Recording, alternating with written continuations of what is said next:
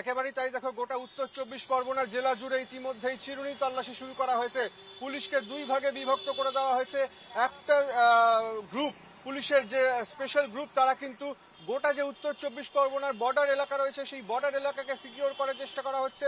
নাকা চেকিং করা হচ্ছে, বিভিন্ন জায়গায় মোড়ে মোড়ে নাকা তল্লাশি শুরু করা হয়েছে, যাতে দুষ্কৃতীরা কোনোভাবেই অন্য রাজ্য বা অন্য কোথাও পালিয়ে যেতে না পারে সেই জিনিসটা সুনিশ্চিত করতে চাইছে পুলিশ।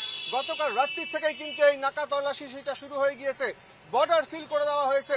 সেই সঙ্গে আরো একটা পুলিশের টিম, তারা কিন্তু গোটা এলাকার যে সিসিটিভি ফুটেজ, সেই সিসিটিভি ফুটেজ খতিয়ে দেখছেন যে কোথা থেকে গাড়িগুলো এসেছিল, কোথায় গিয়ে থামানো হয়, এই যে গুলির যে ঘটনা, সেই ঘটনাটা এক্স্যাক্টলি কোন জায়গাটা ঘটে, কি ঘটেছিল, কারা ছিল বাইকে বা কে ছিল গাড়িতে, সমস্ত বিষয়টা খতিয়ে দেখার জন্য সিসিটিভি নজরদারি অত্যন্ত গুরুত্বপূর্ণ।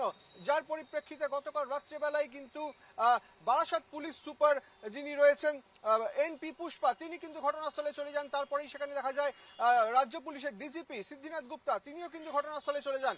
পরবর্তীকালে তারা হাসপাতাল থেকে বেরোনোর সময় যারা লোকাল বিজেপি ওয়ার্কার্স রয়েছেন, তারা কিন্তু ক্ষোভে ফেটে পড়েন।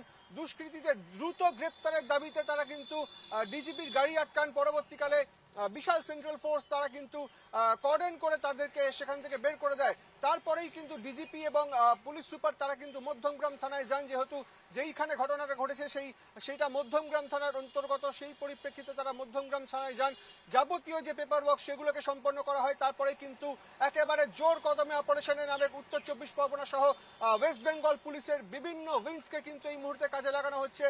সিআইডি কে কাজে লাগানো হচ্ছে বিভিন্ন সূত্রের লিডের জন্য, ইন্টেলিজেন্স ব্যুরোকে কাজে লাগানো হচ্ছে বিভিন্ন সূত্রের জন্য। অর্থাৎ এই যে হার হিম করা হত্যাকাণ্ড গতকাল রাত্রিবেলা যেটা হয়ে গিয়েছে, শুভেন্দু অধিকারী আত্মসহায়ক চন্দ্রকান্তকে কিন্তু যেভাবে খুন করা হয়েছে, একেবারে গোটা বাংলার রাজনীতি কিন্তু এই মুহূর্তে কেঁপে গিয়েছে।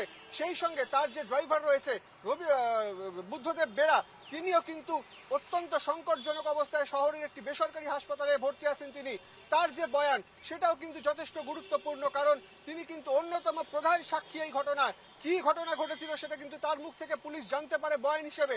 সুতরাং তার এই মুহূর্তে সুস্থ থাকা সেটা কিন্তু যথেষ্ট প্রয়োজন বলে মনে করছেন পুলিশ। সেই পরিপ্রেক্ষিতে গতকাল রাত্রেবেলায় কিন্তু তার অস্ত্রোপচার করা হয়েছে। তার শরীরের একাধিক জায়গায় মোট 3টি গুলি লেগেছে বলে আমরা হাসপাতাল সূত্রে খবর পাচ্ছি। তাকে বাঁচানো সম্ভব হলেও কিন্তু চন্দ্রকান্ত নাথকে বাঁচানো সম্ভব হয়নি।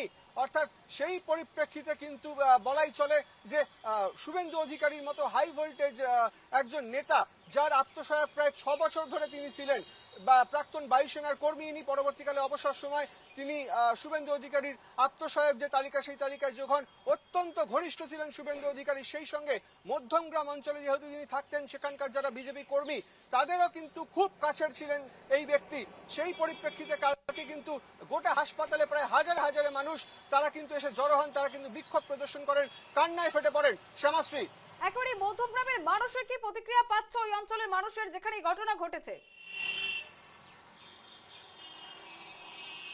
দেখো, ঘটনাস্থলে যে কজন মানুষ ছিল তাদের সঙ্গে আমরা কথা বলেছি, তারা কিন্তু যথেষ্ট ভীত এবং সন্ত্রস্ত।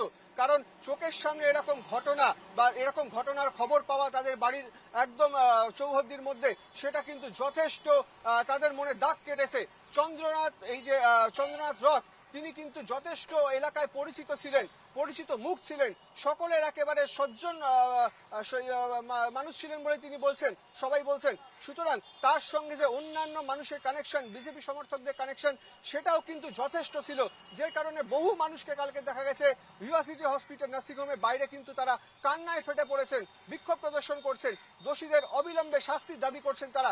গতকাল রাত্রিবেলায় আমরা দেখেছি বিজেপির একাধিক শীর্ষ নেতৃত্ব, শুভেন্দু অধিকারী, সুকান্ত মজুমদার, শ্রমিক ভট্টাচার্য, রুদ্রনীল ঘোষ, কৌস্তব বাগচি, অর্জুন সিং, অগ্নিমিত্রা পল, তারা কিন্তু গতকাল রাত্রেবেলায় সেখানে চলে যান, যেটা সূত্র মারফত খবর পাচ্ছি। আজকেই কিন্তু তার যে মরদেহ ময়না তদন্তের পরে তার পরিবারের হাতে তুলে দেওয়া হবে। শঙ্করদেব, রাজ্য জুড়ে এখন ডামাডোল চলছে। 4 তারিখ রেজাল্ট আউট হলো, 4 তারিখ ফলাফলের পর থেকে মাত্র 3টা দিন কেটেছে, আজকে ধরলে 4 দিনে পড়লো। সেখানে দাঁড়িয়ে এই মুহূর্তে একের পর এক খুন জখম, একেবারে রীতিমতো গোটা রাজ্য জুড়ে যেন দেখা যাচ্ছে রক্তাক্ত পরিস্থিতি।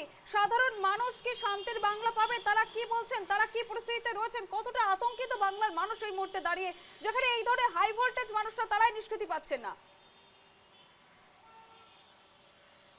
একেবারেই তাই, আমি তোমাকে সেটাই বলছিলাম শ্যামাশ্রী, যেখানে হাই ভোল্টেজ মানুষের যারা আত্মসহায়ক তাদেরও নিজেদের সিকিউরিটি থাকে, তারাও নিজেদেরকে তাদের যে ট্রেনিং থাকে, তিনি যেহেতু প্রাক্তন বায়ুসেনার কর্মী এবং শুভেন্দু অধিকারী আত্মসহায়ক, সেই বিষয়ে কিন্তু তাদের একটা আলাদা ট্রেনিং থাকে।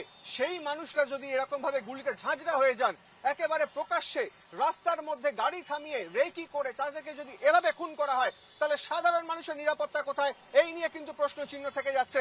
একেবারে মানুষ কিন্তু একেবারে প্রকাশ্যে মুখ খুলে তাদের যে এই হতাশার কথা, তাদের ভয়ের কথা তারা জানাচ্ছেন।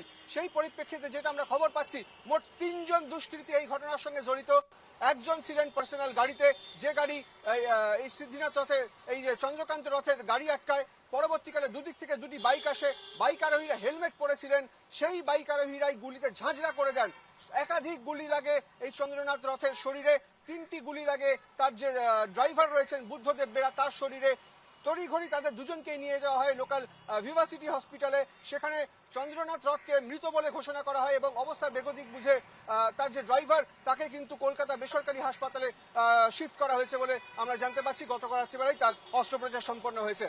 একবারে শ্যামাশ্রী। শঙ্খদেব